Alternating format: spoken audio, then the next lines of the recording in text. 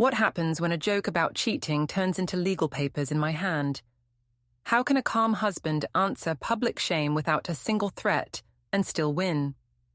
Before we dive deeper into this story, I have one small request. Please subscribe, drop a like, comment, and hit that hype button to boost this channel so more people can discover these incredible stories. Evaden Pike. I am 31, a community manager at a co-working space. I tell stories for a living, so I know how to hold a room.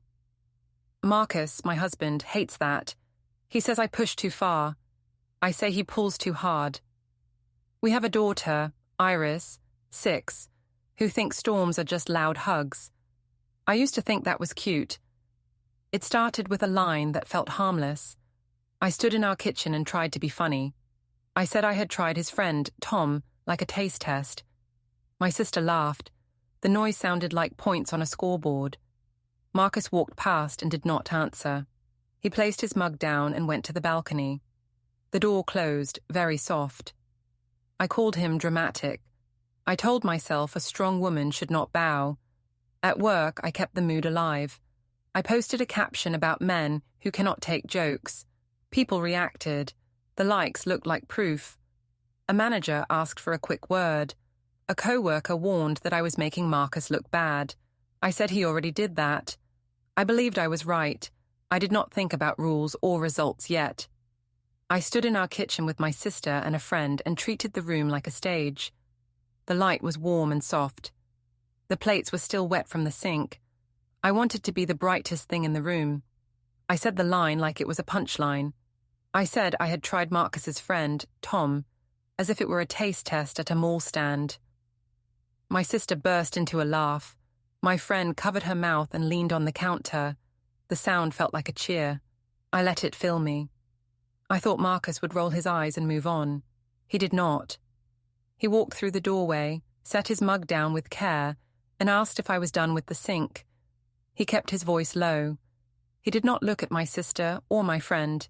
He did not look at me. He rinsed his mug, dried it with the striped towel, and took it with him to the balcony. The door closed with a soft breath. I felt the silence press on my cheeks. My sister said I should not let him control the room. My friend asked if I was serious or just teasing. I said it was only a joke and he knew that. I said he loved to act like a teacher. I said some men could not handle a fun wife. I walked to the balcony and leaned against the frame. He stood with his back to me and watched the street. The air smelled like rain, even though the sky was clear. He said the line crossed a limit. He said it was not the first time I turned him into a character for my crowd. I said he was taking it too far. I said a marriage should breathe. I said a little risk kept love awake. He said our daughter was in the next room and could hear sharp words. I said she slept heavy and would not remember anything. He shook his head and took a slow sip. The red light from a passing car striped his face and then was gone.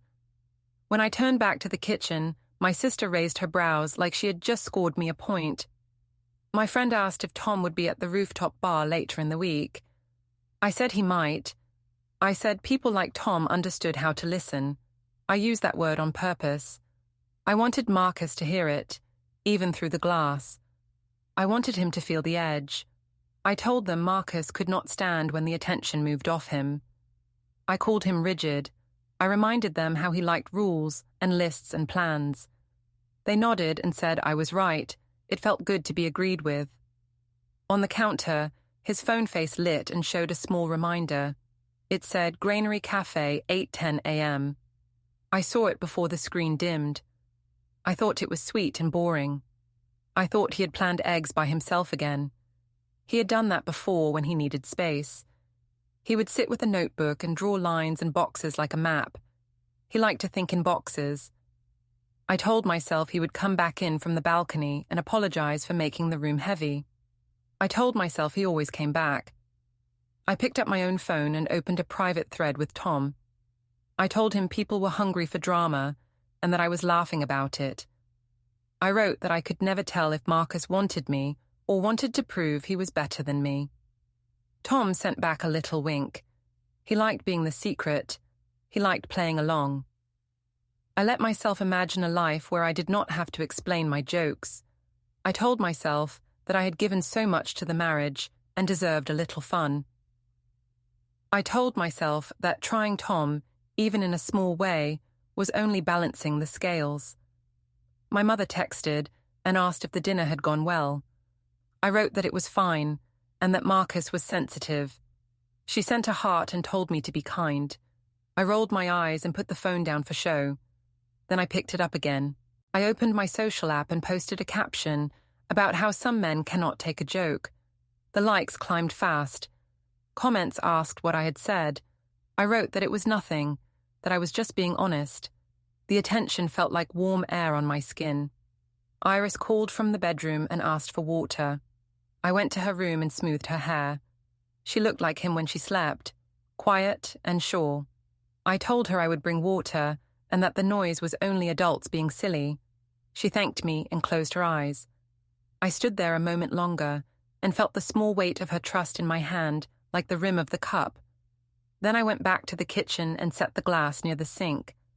I told myself I was a good mother. I told myself good mothers could still be interesting women. Marcus came in from the balcony and loaded the dishwasher. He did not sigh. He did not raise his voice. He moved like a person arranging pieces on a board. He asked if I needed anything else from the kitchen. I said no.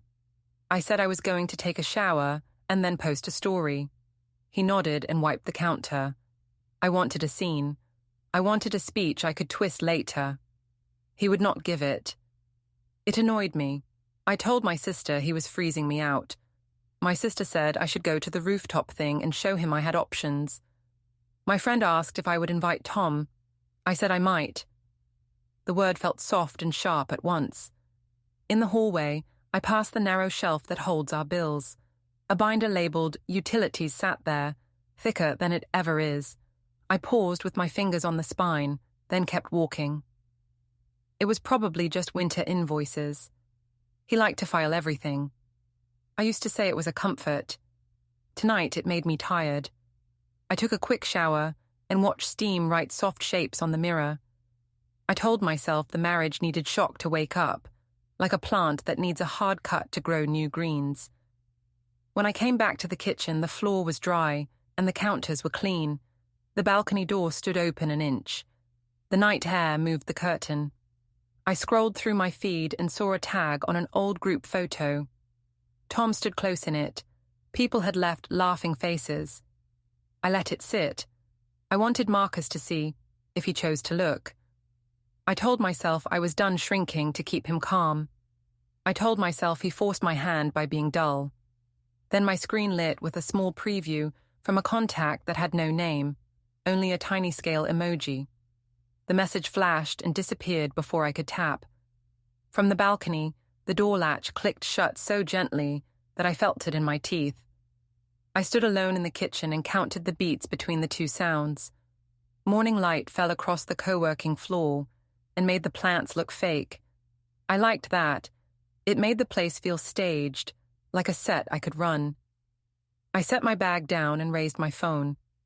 I took a cheerful shot with the mural behind me and posted a caption about men who cannot take jokes.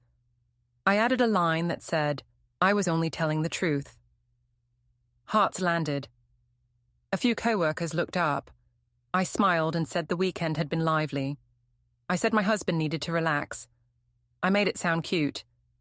By 10, the room hummed. Keyboards tapped, espresso hissed, chairs rolled. I told Sahara that a healthy marriage needs spice. I said I was just testing boundaries, like a gym stretch. Her mouth opened at the word test. She asked if Marcus was angry. I said he was not angry, just narrow. I said he liked rules, and that rules were for small minds. I laughed when I said it, so it would land light. She laughed too. Jonah wandered by with his camera and asked about a rooftop thing. I said I could make it. An alert slid into my memory from the morning. Before work, I had passed our dining table and seen the laptop open to our shared calendar. A date was red-circled. The title said, City Library, 3:40 p.m. I had closed the lid with 2 fingers, like I was putting a baby to bed. I told myself it was a book return. Marcus liked to plan book returns as if they were events. Now, at my desk, I wondered why a library trip needed a circle. I told myself it meant nothing. I told myself he had time to waste. The manager stepped out from the glass pod and asked me for a quick word. Her voice was soft but firm. I followed her inside and sat on the edge of a molded chair. She said a client had seen my caption and asked if our staff often joked about private matters online. She said brand image mattered. I smiled and said humor was part of my job. I said people like real people. She asked if I could keep my home story off the company grid. I answered that my life made me good at community. I watched her face. She said the company welcomed personality but did not welcome risk. She used the word risk like it was a plate she set down between us. She asked if I understood. I said I did, but I also said my husband was not at risk because he knew me. I added that he was just sensitive. I said some men fear women who have voice. She did not argue.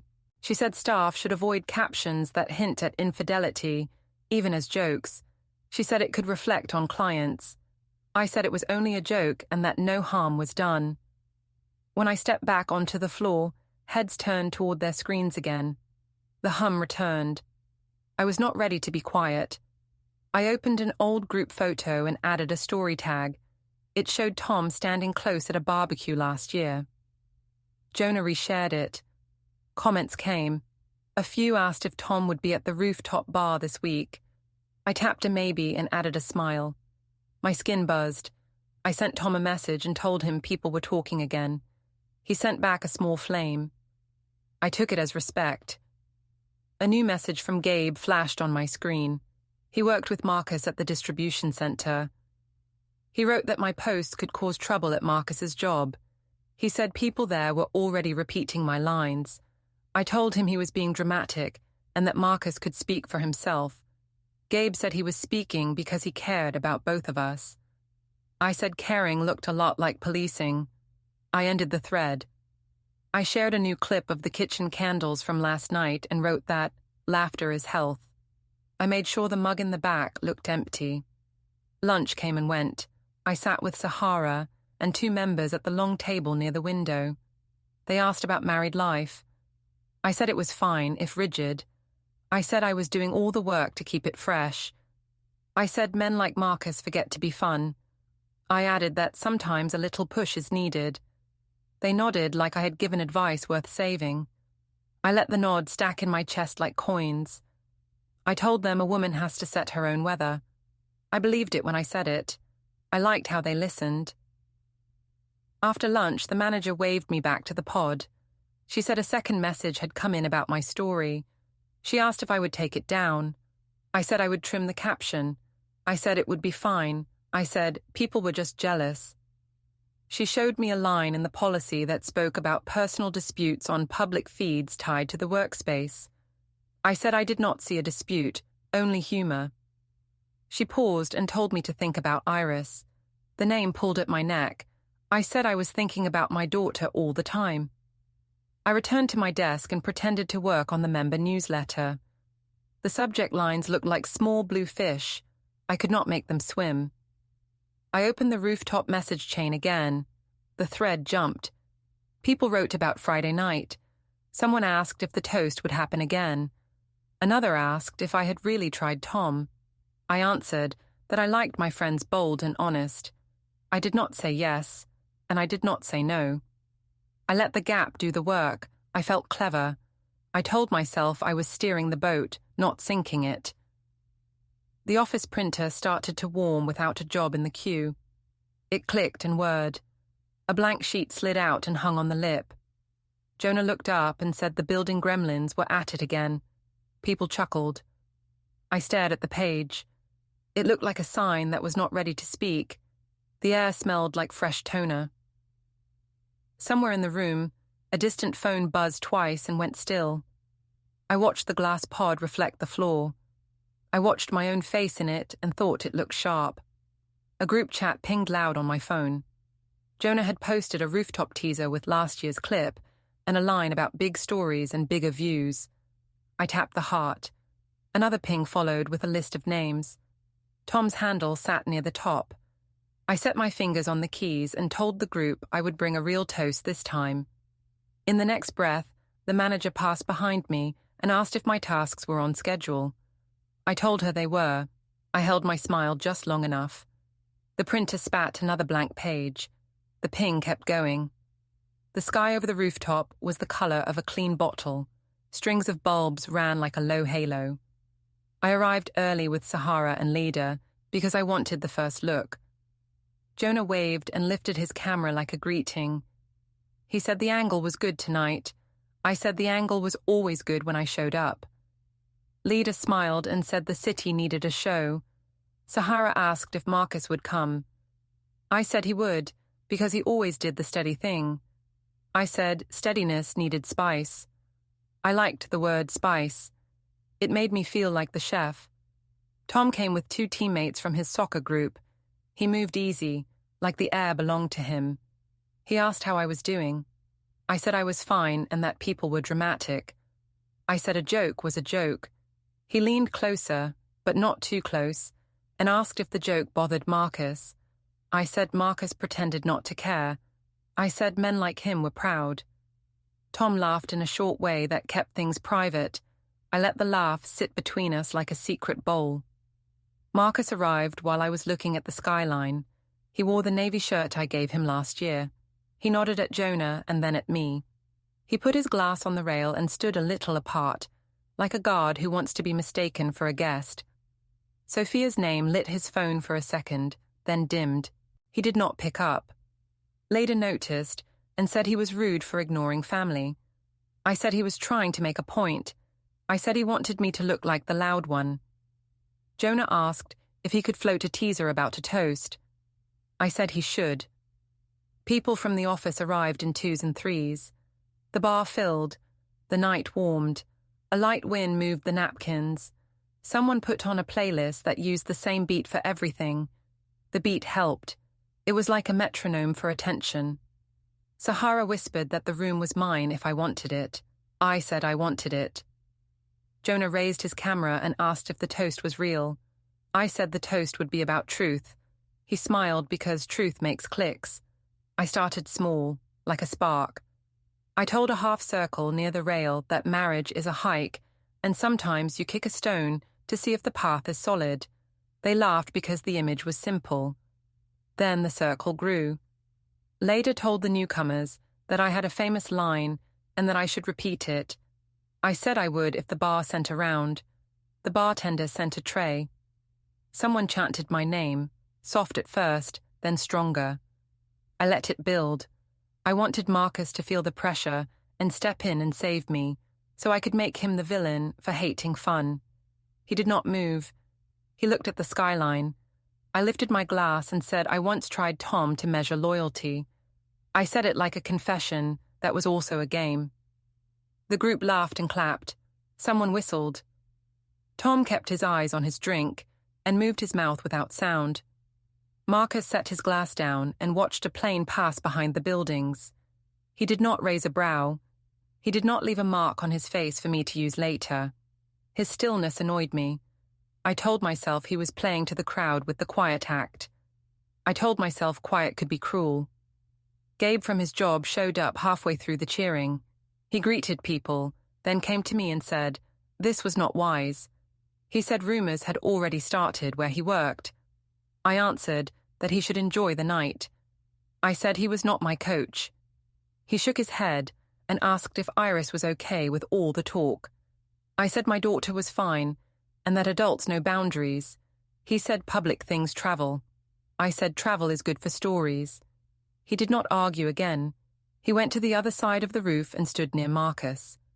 Phones were out everywhere now. Light from screens made small squares on faces. Jonah said he had a clean shot if I wanted a line to cut the video. I said I would give one. I told the crowd that a woman must do maintenance on desire like maintenance on a car. I said a little try can show you who your team is. Leda laughed too loud and said Tom passed the test with style. Tom lifted his hands like it was a joke and said nothing. The room took it as proof. I felt hot with power. I sent a quick message to Tom's phone and told him this was good for both of us.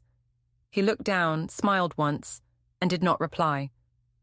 I crossed to Marcus because I wanted him in the scene. I asked if he planned to join the living. He said the city was loud enough without his help. I said I was only being honest. He said honesty does not need an audience. I said the audience is the point. He took his phone from the rail to check the time. For a blink, I saw a calendar block on the lock screen. It read, Meeting, Personal, Harbour Hall, 9:10 a.m. He turned the phone face down again. The word sat in my head like a pebble in a shoe. I asked what Harbour Hall was. He said it was a place with chairs. I said he could be funny when he tried. He did not smile. The chant rose again. People wanted another story. Jonah made a rolling motion with his hand. Sahara asked me to give them something soft to end the clip. Leda said no, give them the hard line. I stepped back into the middle and said, a marriage fails when it is afraid of light. I said, I refuse fear. A wave of noise hit the rail and came back. I looked at Marcus. He tipped the edge of his glass toward me and then toward the exit. The gesture felt like a farewell. It irritated me. I told myself he was manipulating the crowd with Saint Silence. I felt the pull to fix that. Tom came to the smoking patio with me in the next breath when people asked for air. The patio was a narrow ledge with a view of the alley. The wind kept my hair in motion, which I liked because it looks good in video. Tom asked if I was okay. I said I was fine and that I just get bored. I said boredom is a kind of pain. He said he understood. I said of course he did. We did not touch. We stood close enough to hear each other over the wind. Jonah lifted the camera in the doorway and asked if we wanted a candid. I said we were always candid. He laughed and backed away. I told Tom that Marcus likes to win by retreat. I said he makes me chase and then says I am the problem. Tom said men do that. I said I would not chase tonight. I said I would be chased. I believed it. The beat from inside shifted to a track people knew. A cheer went up. I thought of Iris for one breath, and then pushed the thought away. I told myself I was doing this for a larger life. I told myself I had already given the quiet years. Back at the main rail, I looked for Marcus. He stood by the elevator now. He spoke low to Gabe. He watched the door like he had a bus to catch that would not wait. I wanted him to be shaken. He did not seem shaken. I raised my phone and filmed the crowd because I needed proof that I was winning. The screen showed everyone bright and easy. It showed me the way I like to be seen. It did not show the small pebble in my shoe that said, Harbour Hall, 9:10 a.m. Jonah called for one more toast. The circle tightened. Someone near the DJ lifted a hand and started a chant. It rolled fast and caught the rest. I took my glass. The air felt thinner for a second. I heard the camera app clicks like tiny metronomes. I stepped forward and opened my mouth to carry the room again, just as the elevator bell dinged and new guests spilled onto the roof, phones already raised and recording. The family restaurant had a long table that made people sit in teams. The servers moved fast with plates and jokes. Balloons touched the ceiling. It was supposed to be a calm night for my mother's birthday. I told myself I could steer it. I arrived with Iris holding my hand and a smile I used for photos. Marcus walked beside us, but stayed a half step back. He greeted the host and asked for a booster for Iris. I thanked him like a hotel guest thanks a porter. I chose a seat in the middle of the table so everyone could see me. Sophia sat near the end by the window, where the light was soft. Leda slid in next to me like a sidekick. Marla fussed with napkins and said the restaurant was too loud for serious talk. I agreed in a bright voice and said nobody planned serious talk. Bread hit the table. I passed plates. I told Leda that some men do not understand playful tests. I said I had tried Tom as a loyalty measure, like tapping a fence to check if it holds. Leda laughed and told me to keep the story short for the older ears. I did not. I looked at Sophia and said the joke was harmless. I said it woke a stale week. I called it maintenance. Sophia watched me with a face that promised no rush. She asked if I would like the same joke used on me. I said I would not care. I said I am strong and clear. She asked if Iris understood my lesson. I said children do not understand adult humor. I said we were careful. Marcus thanked the server when the drinks came. He kept his eyes down. He cut food for Iris and set a small pile on her plate. He did not correct my story. That made me bolder. I said Marcus had a habit of punishing with silence. I said silence is just control in a softer coat. Sophia asked if we could keep sharp words off the table tonight. I said I was not being sharp. I touched Leda's wrist and said I was simply honest. Leda muttered that a lot of men fear honest women. I let that land in the middle like a new dish. Jonah stopped by the table because he was at another birthday across the room. He asked if the rooftop clip had taken off. I said it had. I said people were happy that someone tells the truth about marriage. Marcus asked the server for the check for our side of the table and said we had to be up early for school. He did not look at me when he said it. Marla asked me with her eyes to let it go. I did not want to let it go. I said the school run could survive a later bedtime. Sophia asked if the school run was steady when the phone was busy at night. I smiled and asked what that meant. She did not answer. She just looked at Iris and then at the cake. The staff brought the cake and sang. I clapped and leaned in for photos. Marcus smiled for the length of a candle flame, then helped Iris hold the knife. Sophia watched the small hands and the steady grip. She let that be her comment. Plates moved again. Forks tapped china. Leda asked if Tom would stop by. I said he might later. I said he had friends nearby. Sophia asked if we invited strangers to family events now. I said he was not a stranger. I said he was part of our group for years. Marcus thanked the server again and placed his card down without a sound. He folded the receipt neatly and slid it back. We finished and walked out into cooler air. In the parking lot, Sophia asked to speak to me for a minute. She said, respect is not a toy. She said Iris repeats what she hears. I said I am not responsible for other people's ears. She asked again, softer, if I could stop making our marriage a stage. I said I would think about it. I did not plan to think about it. Marcus opened the car door for Iris and said we would talk at home. His voice had no heat. That bothered me more than heat would. On the drive, the car was quiet, except for Iris singing to herself. I stared at the dash and thought about the library circle from the day before and the Harbour Hall block I had seen on his phone. I asked if he was planning more of his little dates with himself. He said his schedule was handled. He said I did not need to worry. I said I did not worry. I just liked to be informed. He did not answer that. When we reached the apartment, he carried Iris to bed. I put away the leftovers and left the cake in the fridge. In the living room, I heard a faint beep from his phone and thought it was a message. Then, I recognized the small click of a recording app ending. He placed his phone on the table and asked if we could speak in the morning after drop-off. I said I was ready now. He said morning would be better.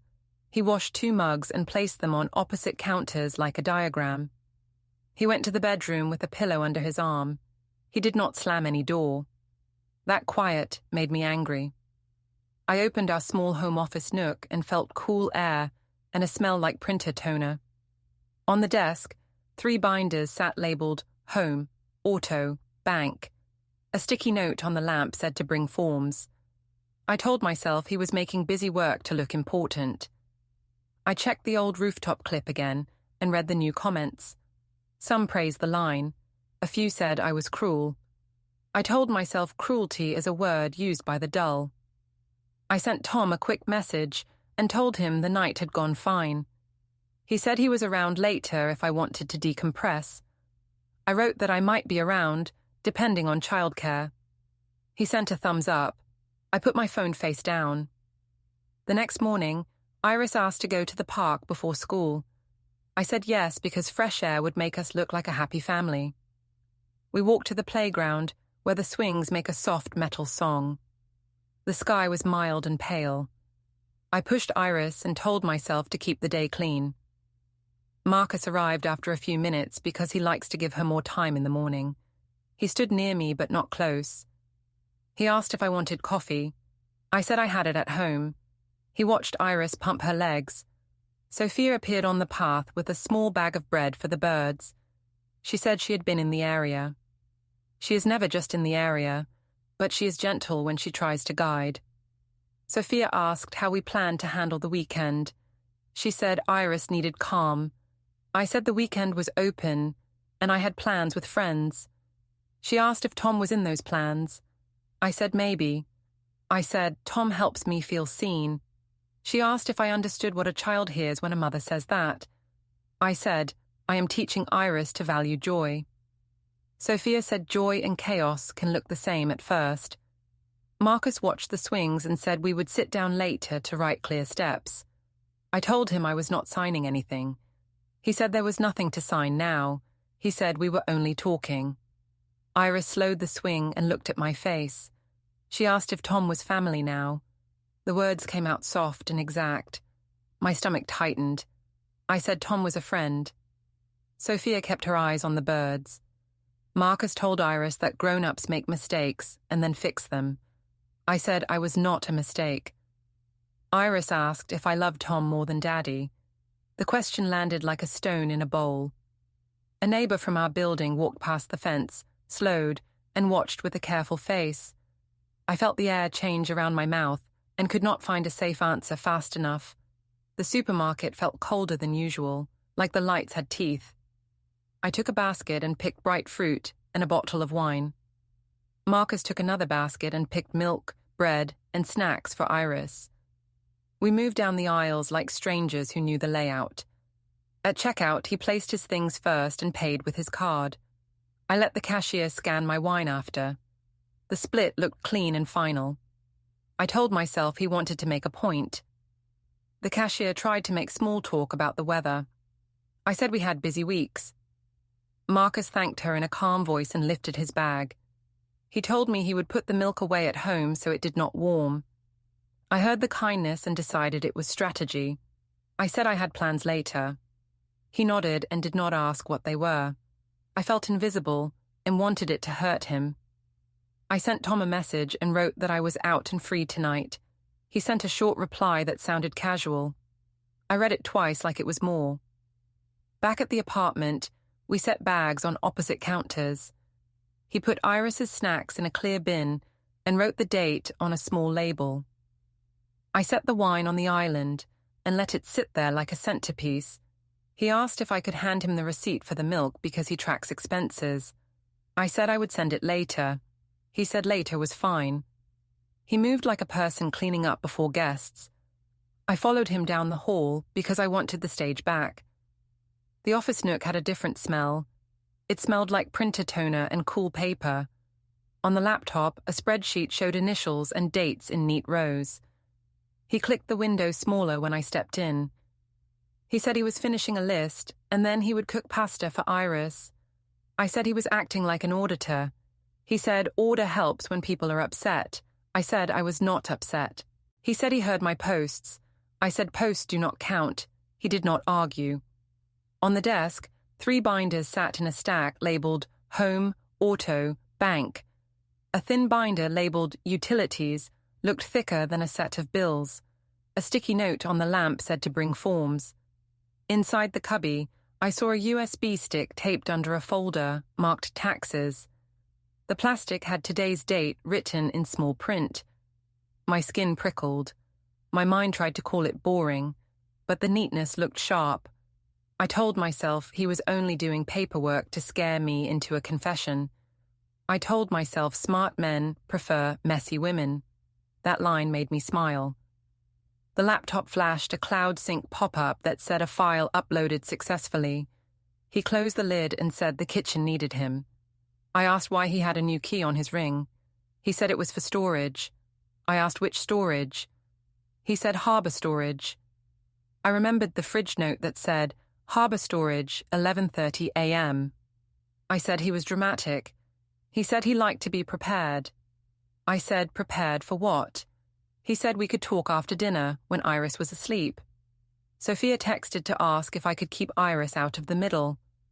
I wrote that Iris was fine and that the only problem was Marcus being cold. She sent back a short reply about respect. I did not answer. Marla sent a soft message and asked me to consider the tone of my captions. I sent back a heart and a photo of the pasta, like proof of peace. Leda wrote that I should go out with Tom and post something fun, because attention resets a day. That made sense to me. Jonah said the rooftop clip still gathered numbers, and that a follow-up would crush. At dinner, Marcus explained the homework packet to Iris in a low voice and set her pencil at an angle she likes. I ate quickly and told myself I would not be trapped in a quiet house. After dishes, he asked if we could sit and list steps for the week. He used calm words, like steps, plan, schedule. I said he sounded like a manager trying to manage me. He said structure was for Iris, not for control. I said he should show some passion if he cared. He said shouting is not care. The calm felt like a wall. I opened the office door again while he wiped the table. The laptop was on, screen bright, but the spreadsheet was minimized. A small folder tree sat on the desktop, clean and spare. 2 folders were named Archive A and Archive B. A message thread lay open on his phone beside the keyboard. The title said, Follow Up. The recent line was short and formal. My stomach turned even though nothing was written that I could use. He came to the doorway and asked if I needed the desk. I said I was just looking. We drove to the parking garage because he said he needed to check the trunk for Iris's field trip list. The concrete ate our footsteps. Far away, a car door thumped. He took a low-voice call that sounded like a meeting for morning. I caught one word that meant nothing on its own. He ended the call and said he would take the early drop-off tomorrow. I said I had plans for late night. He said he heard me. He opened the trunk and showed me the bag with Iris's project. Everything was neat and labeled. On the drive back up, I told him he was abandoning me, and then pretending I caused it. He said he would not argue. He said there were lines he would not cross, and lines I had already crossed. I said lines are ideas that change when people grow. He said lines can be promises. I felt heat in my face. I said I would go out with Tom and feel something real, because dead houses make dead hearts. He said he could not stop my choices. He said he would handle this properly. The word sat between us like a box. I asked what properly meant. He said it meant steps, not scenes. He said it meant dates, not threats. He said Iris would have stability. He said accounts would be handled in an orderly way. He said online talk would not touch her. I said he was threatening to starve me. He said no one would starve. He said calm would return. The car was very quiet when the engine clicked off.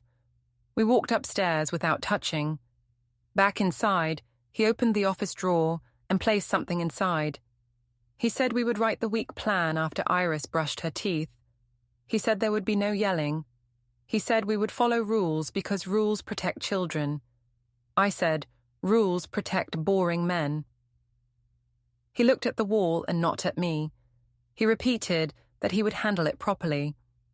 He turned the small key and the desk drawer, locked with a clean click, just as my phone lit with a group chat ping. Tom's selfie filled the screen with a bright grin. My thumb hovered above the heart. The school pickup line moved like a slow river. Cars idled. Parents stood with folded arms and half smiles. I came early on purpose. I wanted clean light and a calm clip for my feed. I planned to show Iris running to both of us, then hugging me while Marcus stood near, useful and quiet. I rehearsed it in my head. I held my phone low and ready. Marcus parked 2 cars back and looked straight ahead. He did not check his phone. Jonah stood across the street near a tree with his camera hanging at his chest. He raised a hand like a small flag. I pretended not to see him. A woman in a neat jacket walked along the line and stopped at my window. She asked my name in a careful voice. I said it. She confirmed it and said she had documents for me. I thought it was a school update or a calendar for the art fair. She handed me a thick envelope and said she was serving me. The word serving felt like a plate set in front of me when I had not ordered food. I took the envelope and laughed, because laughter is my mask. She did not laugh back. She stepped away. People watched without moving their heads. I looked at Marcus. He had already stepped out of his car. He stood by the hood with his hands at his sides. He did not make a scene. He did not gloat. He watched the line. I opened the envelope and slid out the first page. The title sat in clear letters that did not blink. It said divorce petition. Under it, more pages. The next sheet used the words temporary orders. My eyes touched each block like stones in a creek. The first block said a temporary custody schedule starts today, here at pickup, with exchanges and overnights listed by days and times. The second block said temporary financial restraints on joint accounts, with limits and notices. The third block said temporary possession of specific items to Marcus, including his car, certain bins from storage, and a laptop that belongs to his work. Another block said a non-disparagement rule about public posts tied to him or our child. A date for a hearing sat near the bottom. The date was soon. My throat went dry, then cold. I told myself none of it mattered, because papers are only paper until a feeling agrees. I told myself I could still shape this. I tried to open my camera app anyway. My thumb shook and missed the icon. The school staff member at the curb leaned toward me and asked if I had seen the order. She said the office had been notified to follow the schedule listed. She said Iris would go with her father tonight per the temporary placement. She spoke like a person reading a recipe. I said I was the mother and that Iris comes to me after school. The staff member said the order gave tonight to the father. She asked me to step to the side lane and wait. Jonah shifted his weight and raised the camera an inch. I stared at the papers and felt the wind tip the top page. Parents kept their faces still, the way people do when they want to watch without being seen. I looked at Marcus again. He met my eyes for 1 second and then looked back to the curb. He did not smile. He did not look away in shame either. He looked like a person listening for his name. I scanned the custody grid. It used boxes and arrows and short rules. It said even weekdays with the father this week, odd the next. It said weekends would alternate. It said exchanges would happen at school or at the police lobby if school was closed. It said no disparaging comments to the child. I saw my own captions in my mind like stains. My hand moved without my brain and opened my social app. A small pop-up said I could not edit the clip while connected to the school network. Another pop-up said a link had been shared to me with read-only access to a folder. The folder title used my name and a date. My skin went hot, then cold. I looked at the financial section. It said neither party could move money outside normal bills, and that major purchases needed notice. It said all card statements would be preserved. It listed the shared account by the last 4 digits, the ones I know by touch. It said any new debt would be traced to the holder. I thought about the wine on the counter and the bikini throwback in my drafts. I told myself a budget is not a cage. I told myself he was trying to win with rules because he could not win with charm. The logic sounded strong in my head for one breath and then fell apart. A staffer stepped out with a clipboard and asked me to confirm my ID. I handed over my license with a small tremor. The staffer checked, then thanked me in a flat way. She said they would bring Iris to the car listed on the order for tonight. She pointed, and it was Marcus's car. I wanted to argue that I had snacks and a plan and a clean back seat. I wanted to say I had filmed Iris after pickup every week, and that this would break the pattern and hurt her. The staffer said patterns change under orders, and that children adapt better than adults think. She used that tone again, the recipe tone. Jonah lifted the camera higher. A mother near the front watched me with wide eyes and then looked at the ground. I saw Tom's name on my phone screen for a second, in a thread with a heart from last night. I typed that things just got wild and he should come by, then I erased it. I did not want him here now. This was not a bar. This was a line with rules. Marcus came closer but kept space. He said he would follow the schedule and expected the same. He said we could speak later if I wanted, but not at the curb. He said Iris would be okay. He kept his voice level and low. I wanted to call him cruel. I wanted to call him weak. The words felt small. I asked if he planned this for weeks. He said he prepared so our child would not be pushed by our noise. He said that was all. Inside the school, a bell rang for release. Children's voices lifted and braided together. The staffer held the clipboard like a shield and checked names. I clutched the papers and felt the corners press into my palms. The top page fluttered and showed the non-disparagement line again. It felt like a finger on my mouth. The door opened and Iris stepped out with her backpack like a shell. She looked for us and then saw both cars. She smiled, because she is kind.